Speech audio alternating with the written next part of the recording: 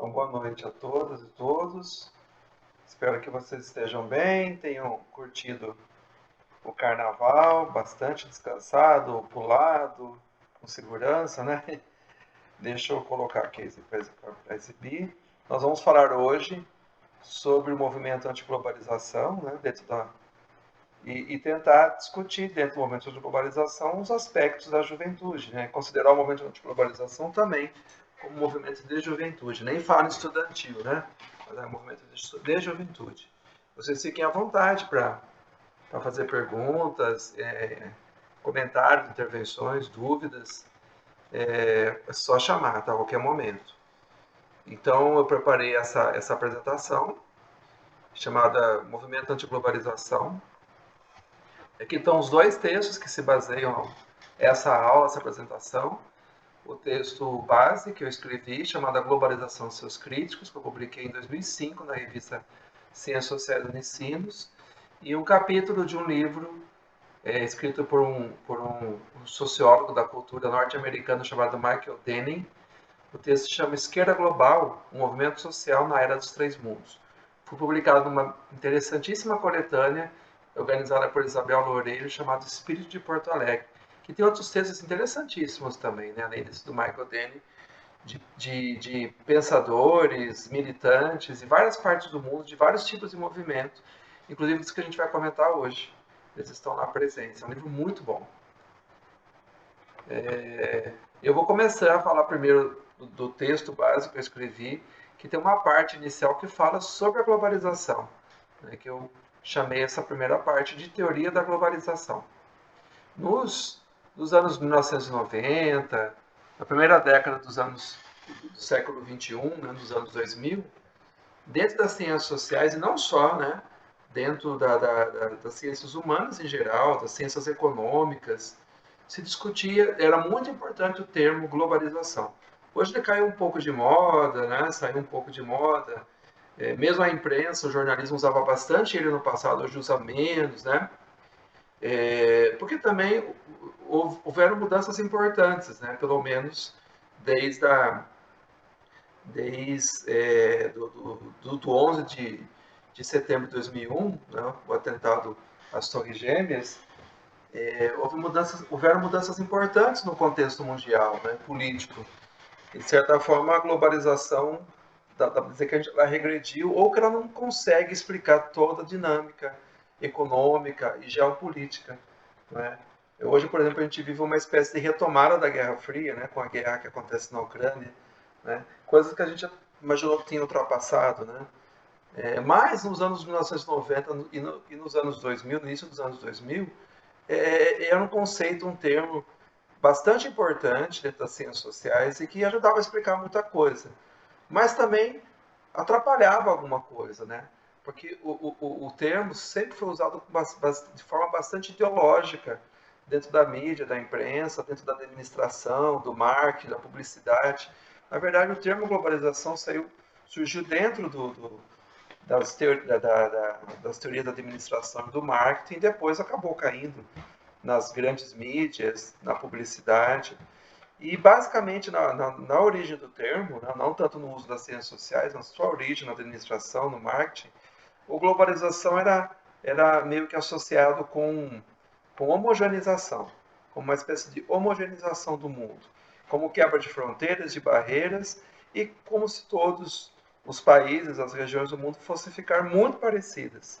Né? Seria uma homogeneização econômica, a formação de um único mercado mundial capitalista, né? Em que as cidades, o estilo de vida, o nível econômico, o tipo de consumo seriam semelhantes, né? E que as barreiras dos mercados nacionais iam cair. Também se imaginava criar uma homogeneização política, que a democracia representativa, a democracia liberal ia se generalizar por todo mundo, e também uma homogeneização cultural, capitaneada pela indústria cultural. Todos iam assistir os mesmos filmes, os mesmos canais de televisão, os mesmos programas, consumir os mesmos produtos, as mesmas roupas, ouvir as mesmas músicas. Bom, a gente sabe que nem naquela época, muito menos hoje, isso não é verdadeiro. Nem que existam elementos globais, não dá para dizer que o mundo homogeneizou. Então, as teorias da globalização dentro das ciências sociais, elas dizem que antes de haver uma homogeneização, a globalização significa um processo em que o mundo se torna mais complexo e que a gente não consegue compreender o mundo, as sociedades, apenas considerando as fronteiras dos Estados nacionais, as barreiras dos Estados nacionais. Elas são importantes, são atuantes, mas elas não explicam tudo. Não é? Existem processos, elementos culturais, econômicos e políticos que transcendem os Estados nacionais, que estão para além das fronteiras das nações, das fronteiras dos governos nacionais. Esses processos, essas estruturas, eles podem ser compreendidos pelo termo globalização. Por exemplo, se constitui uma economia mundial capitalista. Nem tudo o que é econômico necessariamente é global, mas existe uma economia mundial capitalista. Quando a gente pensa, por exemplo, no preço dos combustíveis, eles são regulados pelo preço mundial do petróleo, por uma economia mundial do petróleo, né? O mercado mundial do petróleo. Para muitas coisas, existe um mercado mundial. Para grande parte do que a gente consome, né, do ponto de vista das chamadas commodities, né, dos bens agrícolas, de bens manufaturados mais simples. Grande parte disso, que é grande parte do que nós consumimos, os preços são regulados por mercados mundiais. Mas não é tudo, né? Nem toda a economia gira em torno disso, mas uma parte importante. E mesmo as partes que não são globais, elas são afetadas pela economia mundial capitalista. Um outro elemento importante da globalização é que os agentes do capitalismo global se tornam cada vez mais fortes. Vários deles existiam antes, como o Fundo Monetário Internacional, o Banco Mundial, os blocos econômicos, as corporações transnacionais. Elas não são necessariamente do final do século XX, mas elas ganham uma força no final do século XX. Né? Eu vou falar um pouco mais delas nos próximos slides, os agentes do capitalismo global. Depois também se esboça uma cultura de consumo global. Ainda que nem todo mundo, todas as pessoas consumam apenas a indústria cultural, né? E a indústria cultural também se diversifique, existe uma cultura de consumo global, né? Que inclusive invadiu as redes sociais da internet. Outro dia eu ouvi falar de que uma postagem, acho que no TikTok, do tubarão lá. Como é que, gente? Quem sabe lá do Shark, tubarão Shark, Baby Shark? Atingiu lá não sei quantos bilhões de visualizações, né? Uma coisa notável, né? Foi algo que o mundo inteiro viu, né?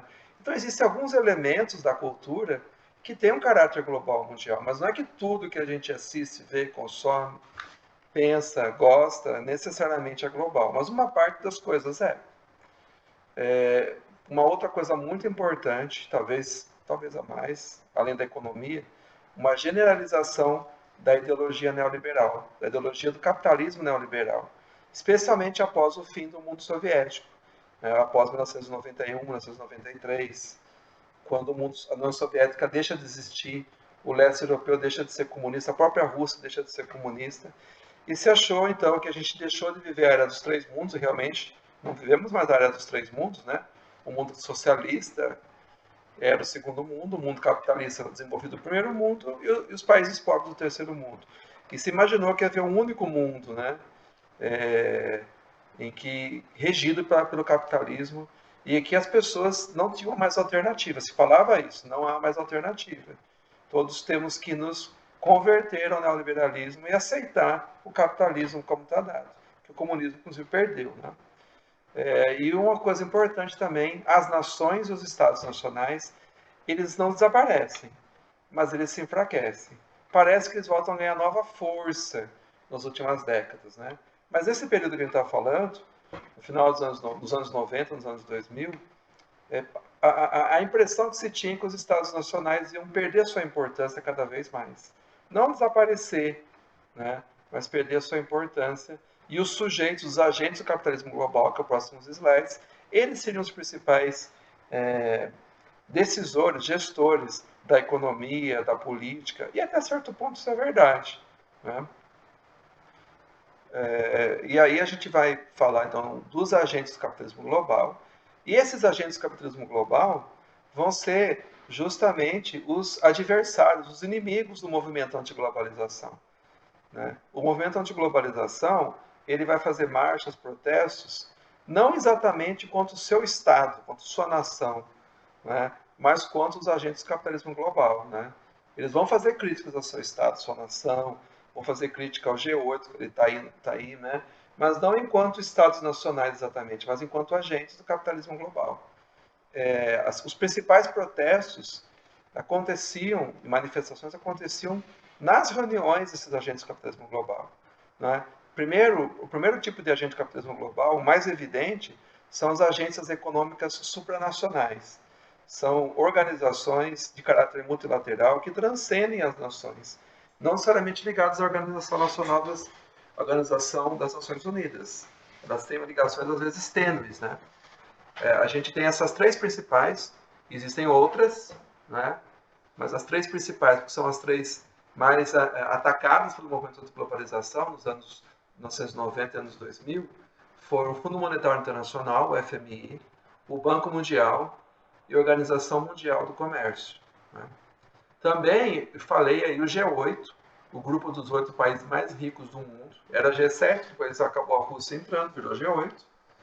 Né? Eles faziam reuniões, essas reuniões tinham a ideia de tornar possível esse mercado capitalista global, mundial. Esse era o objetivo das reuniões. Também um elemento uma forma de organização que ele está entre o global e o nacional, são os blocos econômicos regionais, que muitas vezes serviram e servem para enfraquecer as barreiras nacionais, dos estados nacionais. Eu citei muitas, eu citei três, porque elas vão estar envolvidas nos protestos que eu vou mostrar depois. Mas existe o Mercosul, existe a Organização do Tratado, a Organização do Tratado Atlântico Norte não é uma organização econômica, mas militar, né, que é a OTAN, acabei me enganando, mas tem organizações blocos econômicos regionais na Ásia, né, dos Estados Unidos com a Ásia, dos Estados Unidos com a África. Existem outros blocos econômicos, mas os três mais importantes são a NAFTA, o NAFTA, né, o Acordo de Livre Comércio da América do Norte, a União Europeia, que está se formando nesse período, e ela vai ser um bloco importante, porque não só é político, mas principalmente econômico, porque ela impõe, a União Europeia impõe para os seus países membros uma política fiscal e econômica que é neoliberal, não é? Reduzindo assim o poder dos estados, especialmente nas políticas sociais, e é algo que não vingou por causa dos protestos. Foi a ALCA, a Área de Livre Comércio das Américas, foi proposto nessa época, e muitos dos protestos na América Latina, né, visou a ALCA, contra a ALCA. E um pouco por causa dessa resistência, a ALCA não vingou. Também as corporações transnacionais, por exemplo, o McDonald's, havia preferência de atacar as fachadas do McDonald's, mas grandes empresas petrolíferas eram criticadas, né? Empresas de mídia, da comunicação, acho que do petróleo, especialmente aquelas que poluíam. Também havia muita crítica à Nike, porque a Nike ela explorava o trabalho no sudeste da Ásia, o trabalho quase escravo no sudeste da Ásia, na própria China, né? Havia crítica às empresas que poluíam os países do terceiro mundo, não só seus países, porque ela aproveitava o mercado mundial, né, a quebra de barreiras, e ia fazer estrago, já que o seu país tinha leis ambientais, leis trabalhistas, ele ia fazer um estrago nos países que as leis eram mais frágeis, né, sejam estragos ambientais, seja a exploração de mão de obra barata ou quase escrava, né, como a Nike fazia, a Adidas fazia e faz, né. Grande parte dos produtos manufaturados que a gente compra está escrito lá Made in China, né? Tinha época que vinha do Vietnã, né? Eu lembro muito do Vietnã. Mas enfim, também o capital financeiro global, que é esse capital especulativo que migra de praças, migra de bolsas de valores, né? E que na verdade ele é o principal dos capitais que nós temos hoje. O principal é o financeiro. A gente vai ver uma coisa importante, o protesto de Seattle contra uma regra que liberaria, um tratado que iria liberar e facilitar ainda mais a circulação do capital financeiro especulativo. E a gente percebe que os estados nacionais, cada vez mais eles dependem desse capital financeiro especulativo. E eles vão afrouxando as regras, as normas, para tornar a sua praça de negócios mais atraente para os especuladores. Por exemplo, aumentando os juros, você fazia bastante isso, aumentava os juros para pagar as dívidas, então o capital especulativo que vinha aqui ia ser bastante retribuído, né, se ele investisse no Brasil. Tinha uma compensação dele arriscar no Brasil. Então, os estados cada vez mais vão depender do capital internacional, capital global, especialmente do financeiro. E um agente muito importante do capitalismo global é justamente o Estado norte-americano, que muitas vezes agiu, né, nas quase 150 intervenções ao longo do século XX e XXI em vários países do mundo. Ela serviu como uma rompedora de barreiras econômicas, políticas e sociais contra o próprio capitalismo. Né?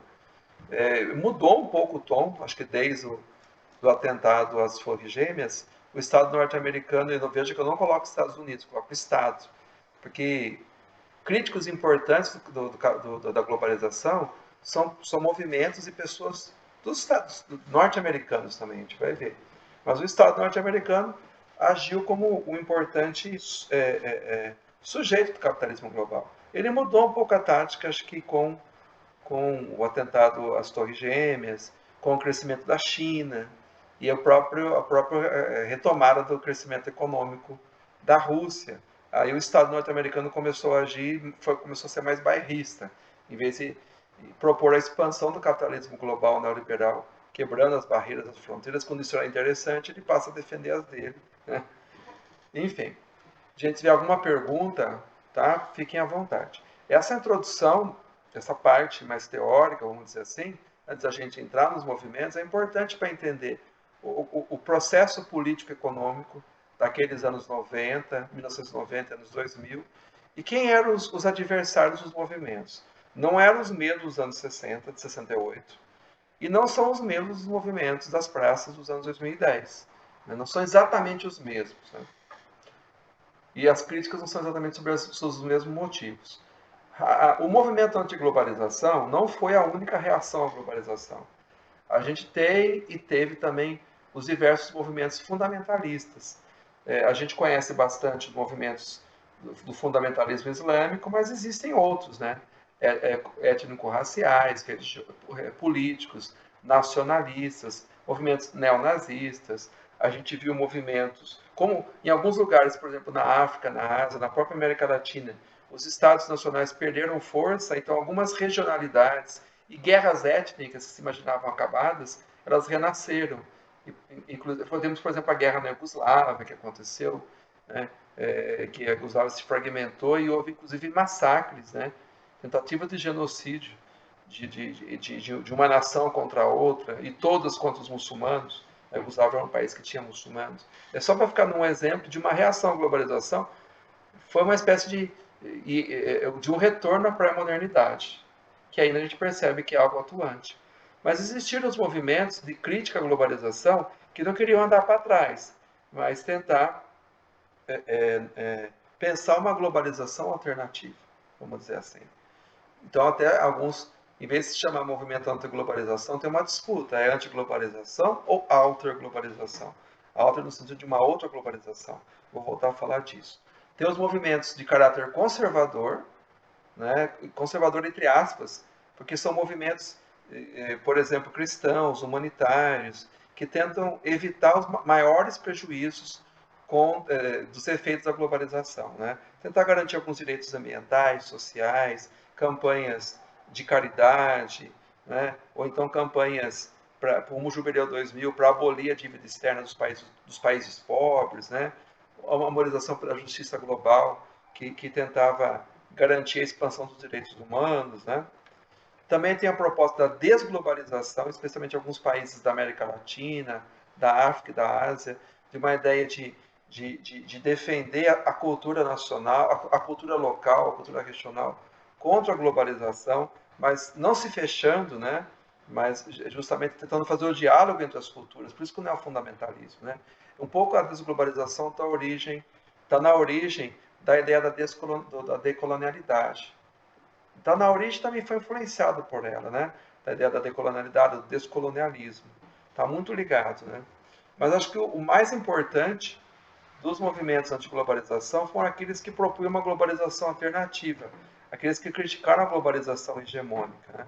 Uma série de partidos, sindicatos, organizações, inclusive organizações não governamentais, movimentos sociais de indígenas, de negros e negras, feministas, de camponeses, coletivos também, de pessoas LGBTQIA+, campanhas diversas, tentaram fazer a crítica à globalização hegemônica. Alguns tinham um caráter mais reformista, queriam propor leis, mecanismos regulatórios, para tentar fazer com uma globalização mais humanista, menos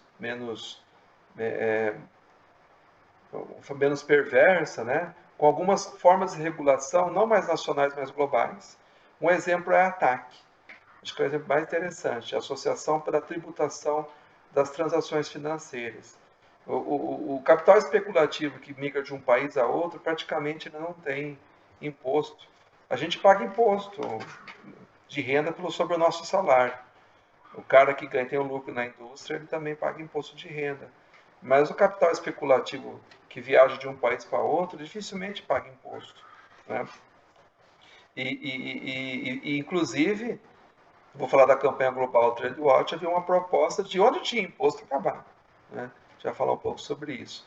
Mas a ATAC propunha que toda circulação de capital financeiro especulativo tivesse uma taxa. E essa taxa seria usada para reduzir a pobreza, a miséria, garantir alguns direitos sociais no mundo, né? Ela é situada na França, acredito que existe ainda.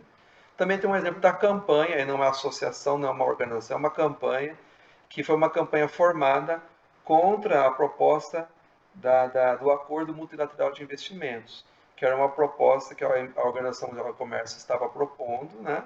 Estava fazendo, que o capital especulativo financeiro podia circular à vontade pelo mundo, sem nenhuma barreira.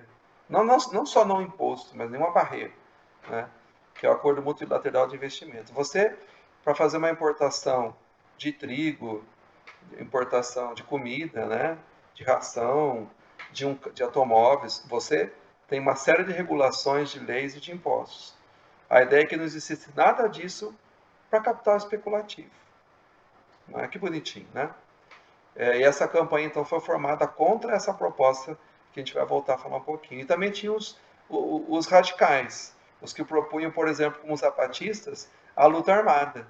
Porque os zapatistas, no México, o movimento começou no dia que a NAFTA foi implantada, o Acordo do Livre Comércio, do Tratado do Livre Comércio da América do Norte.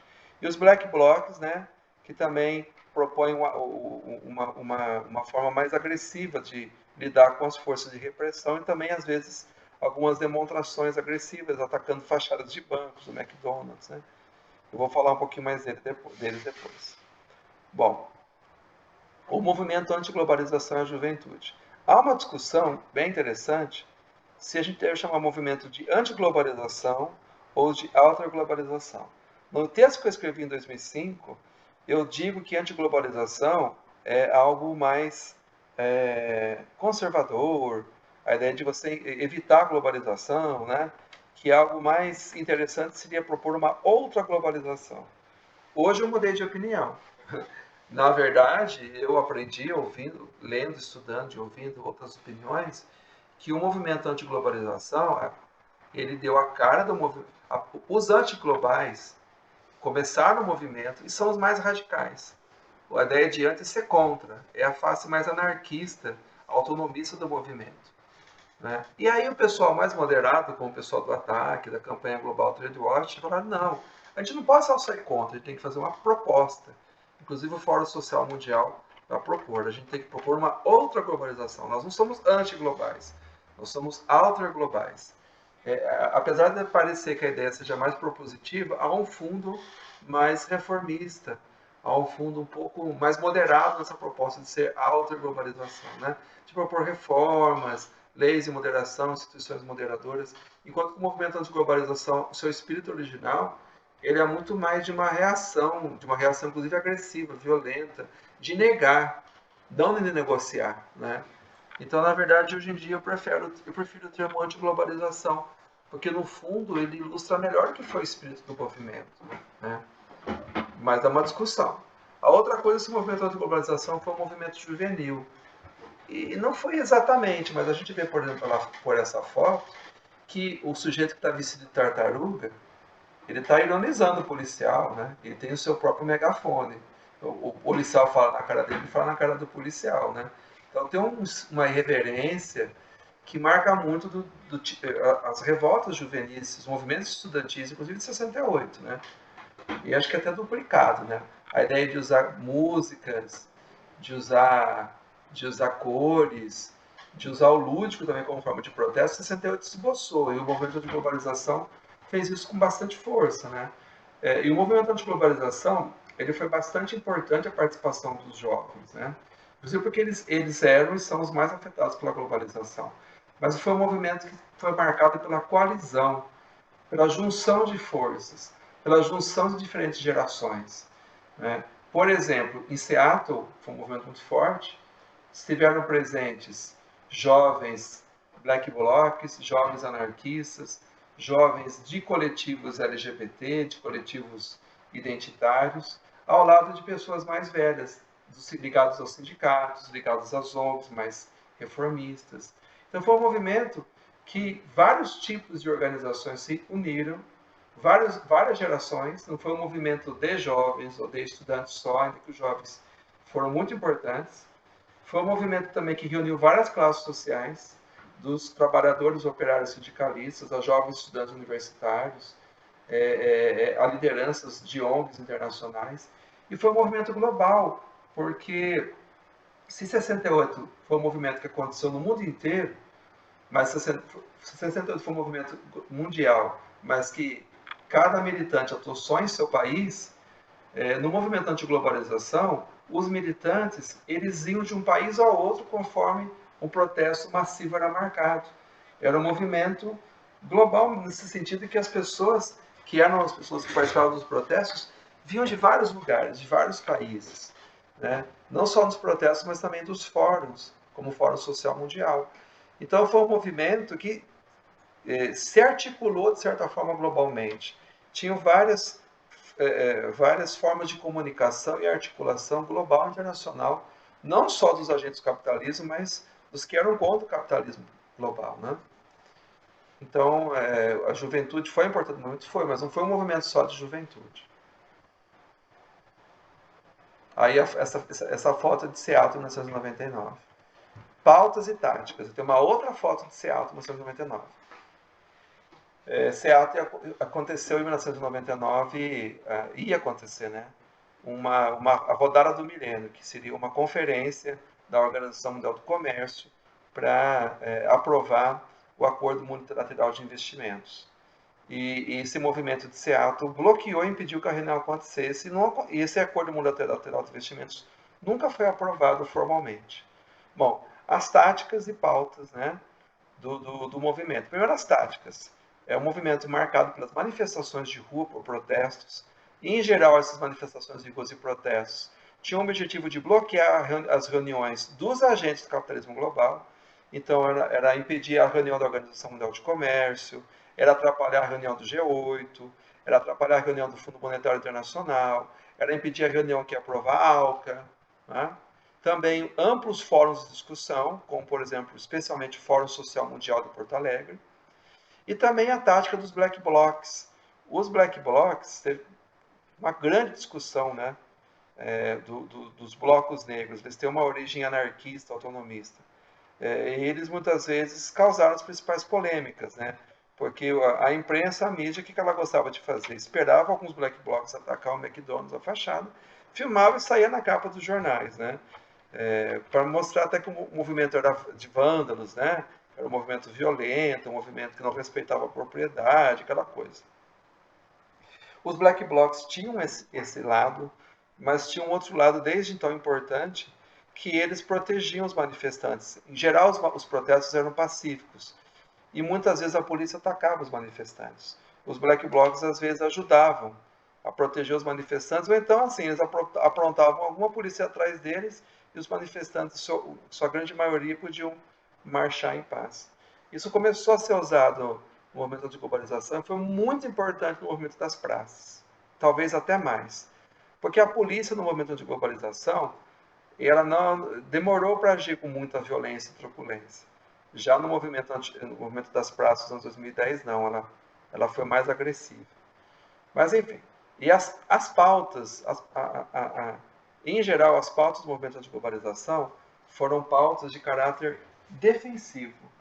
Não eram, como em 1968, pautas, como posso dizer, propositivas, pela criação do socialismo, de uma sociedade alternativa, pela liberdade sexual, pela liberdade de comportamento. Em 68, teve uma pauta muito ligada à liberação política, cultural, comportamental, pela independência dos países, pela autonomia das nações do terceiro mundo. Era um movimento muito mais propositivo, cuja palavra-chave foi liberação ou libertação. O Michael Denning propôs essa leitura. O movimento antiglobalização tinha propostas? Tinha, mas principalmente eram pautas de lutar contra certas coisas, de lutar contra ações, propostas, medidas impostas ou propostas pelos agentes do capitalismo global. Né? Por exemplo, a retirada de direitos sociais e trabalhistas nos países do primeiro mundo e onde elas existiam nos países mais pobres, como no Brasil. Né?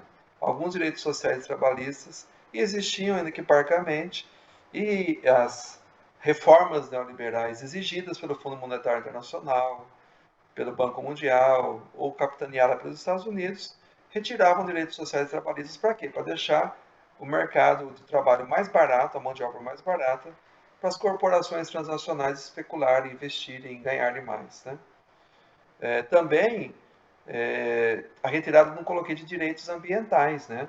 De leis ambientais também, uma coisa importante. Também uma proposta de evitar a mercantilização de bens comuns, de patrimônios comuns, né? Que cada vez mais vinham se tornando mercadorias. E hoje, mais do que nunca, elas são mercadorias. E que, em alguns lugares, durante muito tempo, elas eram bens públicos, eram patrimônios coletivos. A água, a terra, a fauna, a flora, o patrimônio genético, tudo passa a ser privatizado e mercantilizado. E a educação, a saúde e o bem-estar também. Então vejam que não eram pautas pró, mas eram contra, pautas defensivas, para evitar os malefícios humanos, sociais e ambientais do capitalismo global, da globalização. Né? A quebra de barreiras, a liberação do capital global, ela não criava uma cidadania global, não criava bem-estar prometido, mas sim trazia malefícios humanos, sociais e ambientais terríveis, que a gente vem colhendo os frutos ainda hoje.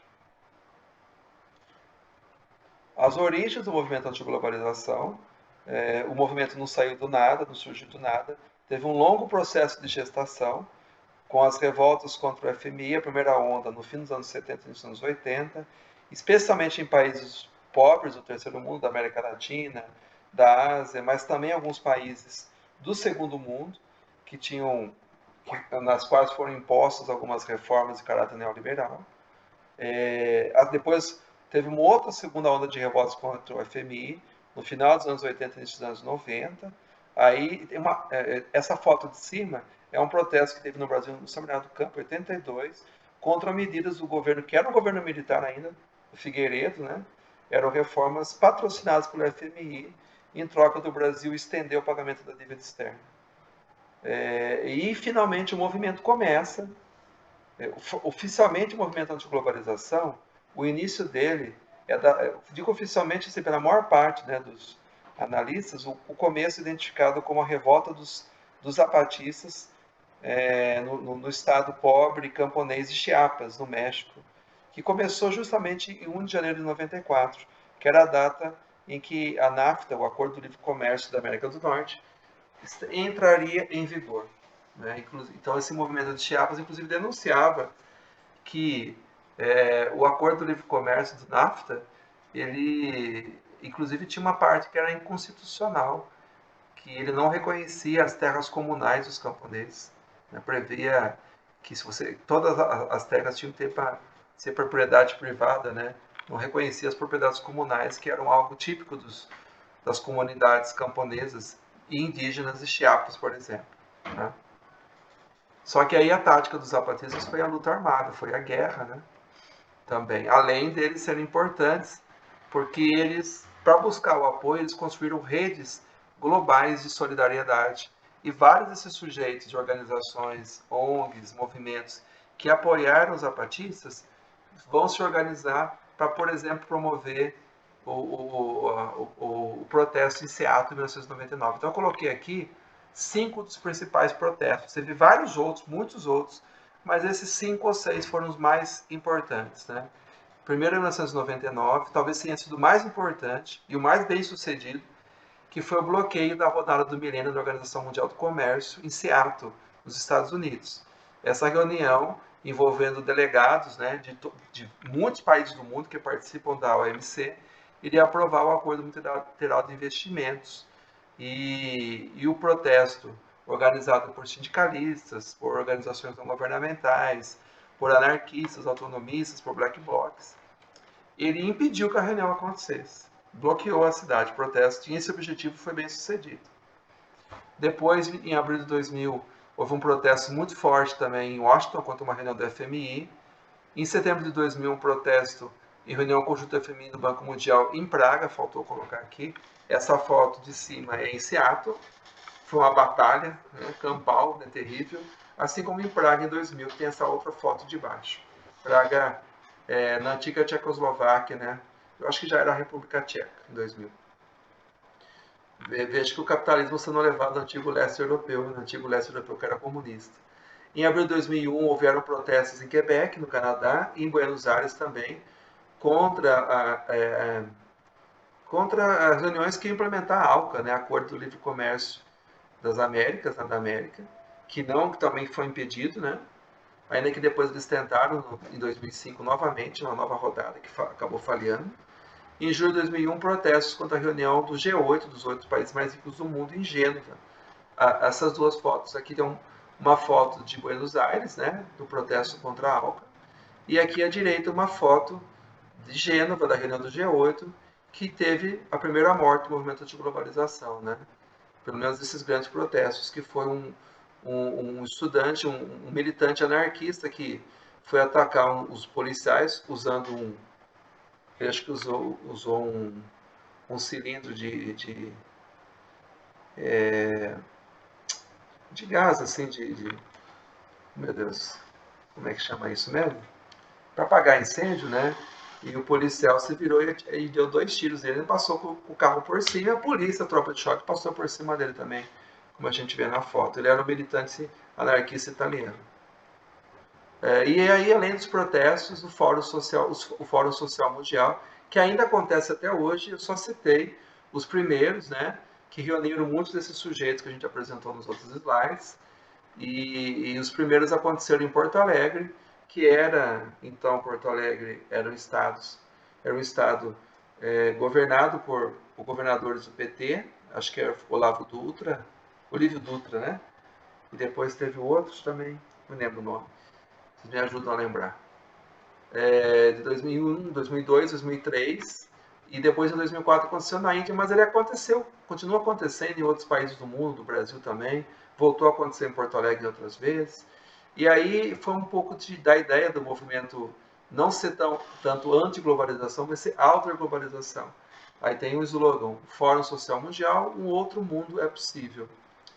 Porque ele acontecia e acontece em paralelo com o Fórum Econômico Mundial. O Fórum Econômico Mundial reúne em Davos, na Suíça. Eu não me lembro a época do ano, não sei, janeiro, julho, gente. Vocês me lembram, se lembrarem, vocês me ajudem aí. Se reúnem, então, em Davos, na Suíça, que tem lá a terra dos bancos, né? Reúnem os agentes do capitalismo global. E a ideia do Fórum Social Mundial era um contraponto ao Fórum Econômico Mundial de Davos, né? Era essa a ideia. Contra a globalização capitalista neoliberal, uma outra globalização. Um outro mundo é possível. Bom, para terminar, 1968, movimento anti-globalização e revolta das praças.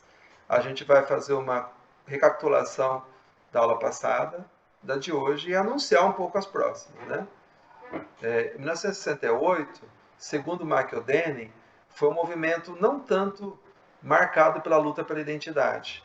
Sim, teve um movimento negro, o começo do movimento feminista, da segunda onda do movimento feminista, das mulheres, o início do movimento LGBTQIA+. Sim, teve esse movimento, mas não era um movimento que lutava pela identidade, mas pela libertação, pela libertação sexual, pela libertação da mulher, pelo reconhecimento dos direitos das pessoas negras. Basicamente era um movimento que protestavam contra os estados nacionais. Não eram movimentos globais. Não havia, apesar dos movimentos acontecerem até de forma simultânea em 68, eles não tinham ligação entre eles, não procuraram e não conseguiram estabelecer ligação entre eles. Inclusive porque o adversário deles eram os estados nacionais. Era uma luta por mais liberdade, por mais direitos, né, por mais autonomia dentro de cada país. Seja a libertação da nação, seja a libertação diante da repressão dos comportamentos, né, por mais democracia. Já o movimento anti-globalização foi um movimento, sim, que teve um caráter identitário forte. Foi um movimento em que foram muito importantes os coletivos identitários, como os zapatistas, era um movimento que lutava em favor da identidade indígena e camponesa de Chiapas, sim. Diversos coletivos negros, negras, e outros coletivos indígenas, camponeses, movimentos juvenis, do terceiro mundo. A identidade passa a ser importante. Só que eles fizeram uma coalizão, e essa coalizão tinha um inimigo comum, que eram os agentes que promoviam a globalização, aquela globalização perversa, neoliberal, que era um movimento de destruição das identidades, de desrespeito à diversidade. Né?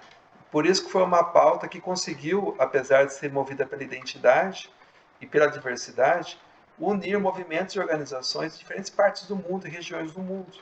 E às vezes em protestos que vinham pessoas do mundo todo, né? Como a gente mostrou nos slides anteriores. Mas a pauta, mais do que uma pauta de libertação, era uma pauta defensiva e crítica à globalização. Não tanto ao seu Estado Nacional.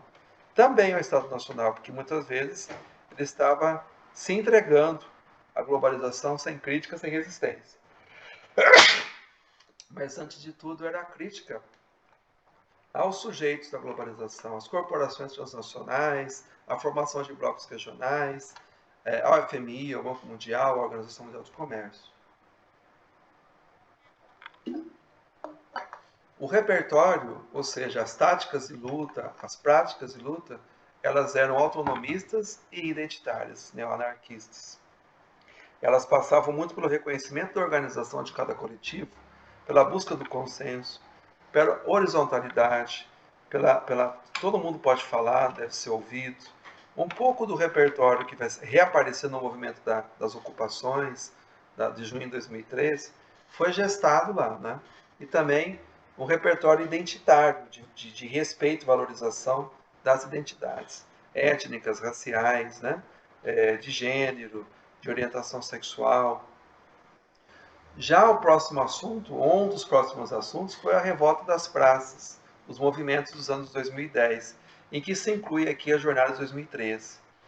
É importante lembrar que 11 de setembro de 2001 começa a alterar o cenário da globalização. Apesar de ser algo sentido mais ao longo do tempo, o movimento da globalização continuou por mais algum tempo, o 11 de setembro, que foi o ataque às Torres Gêmeas, em Nova York, e ao Pentágono, ele vai alterar um pouco o cenário geopolítico. E o próprio Estados Unidos e outros países vão começar a agir contra, mais do que pró-globalização, começar a defender um pouco dos estados nacionais mais, né, contra um outro inimigo que é o terrorismo, especialmente o terrorismo vindo do fundamentalismo islâmico.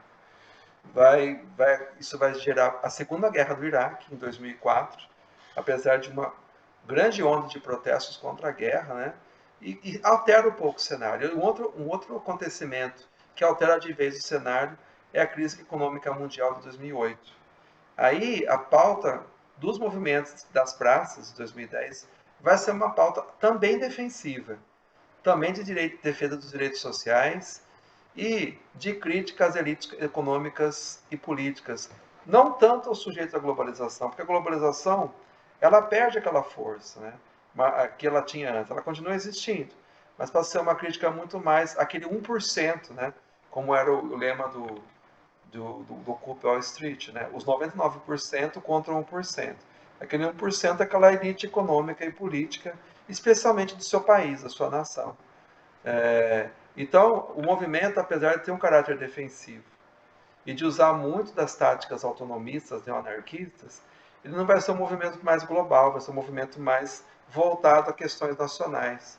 Ainda que seja simultâneo, os protestos aconteçam de forma simultânea, como em 68, são movimentos que voltam a ser mais nacionais, ainda que tenham se formado redes de solidariedade importantes, né? E o repertório predominante não vai ser mais identitário, mas vai ser o populismo democrático radical. São protestos que tentam atrair o maior número possível de pessoas, em que eles desejam recriar o Estado Nacional de uma forma mais democrática e social.